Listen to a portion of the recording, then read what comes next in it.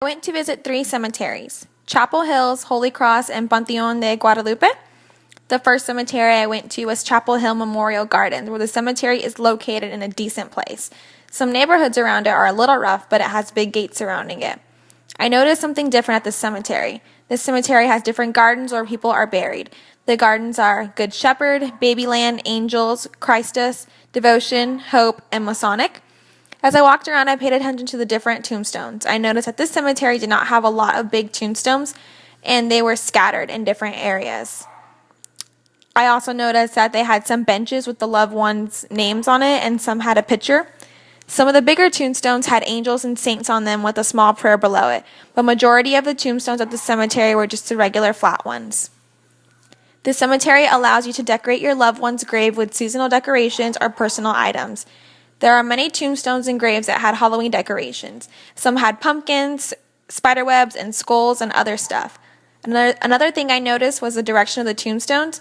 They are not all facing the same way. Majority are facing east, but there are some that are facing west towards the street. The cemetery looks to be pretty kept up. It has a cleaning crew, and I saw a sign that told you what you can put on the grave and when things will be thrown away. I don't see any trash cans, but I see little buckets in each garden filled with water, but I'm not sure what they're being used for.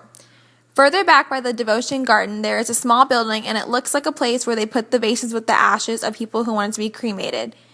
The second cemetery I went to was Holy Cross, and it's located by Rolling Oaks Mall, so it's near a nice and clean area. The cemetery is nice and open. All the graves have enough room so people aren't right next to each other when they visit their loved ones. The cemetery has more big tombstones and statues than the other ones, and it has more benches with people's names on it and pictures. Something else I noticed was that people already have their plots for when they die, and the most interesting tombstone I found at Holy Cross was this one that had what it looked to be like a small prayer room, and it was nice and personal. It just made me think that the family of this person either visits a lot and wants to have a personal time with their loved one and do it in private instead of where everyone else can hear them. At this cemetery, they do not allow seasonal decorations. They have signs placed around the cemetery saying that Halloween decorations are not allowed at this cemetery. Also at this cemetery, they have small trash cans and small water faucets placed all around the cemetery, so you can throw your flowers or decorations away, and so you can also water your flowers. This cemetery is very nice and clean, and you can tell it is kept up well.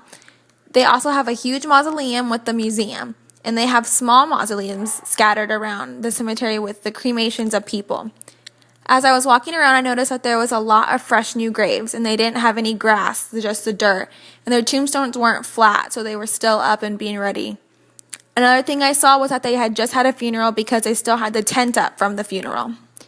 While I was there, I noticed that there was a security guard driving around making sure everything was okay, and the cemetery was getting ready to close. So there was one waiting by the gate. This was by far the nicest cemetery. The last cemetery I went to was Panteon de Guadalupe in Converse, where it is located is a little rundown area. The cemetery is very, very small and dirty. I don't ever see anyone there, and it's always closed, and the entryway is very small, so it doesn't leave enough room. There is no information on the hours or any contact information. The gate to the cemetery is always locked and doesn't look like it's kept up. There are weeds all around the tombstones, and there are apartments right next to it, and some of the trash from the apartments will sometimes go into the cemetery. After visiting all 3 cemeteries, I compared the differences, and one thing I noticed was only one cemetery, Chapel Hill, was the only cemetery that had the different gardens for the people that had died. And at Holy Cross, that was the only one that had security while the cemetery was open. And that also had a big mausoleum, which was really nice. And at Panteon de Guadalupe, there was no security, and it was not kept up at all. The location of the cemeteries is important because at Holy Cross, it is a nice, clean area, and at Chapel Hill, it is in a decent area but has the rough neighborhoods around it, so it can be a little dirty, but since it has a cleanup crew, it stays nice and clean.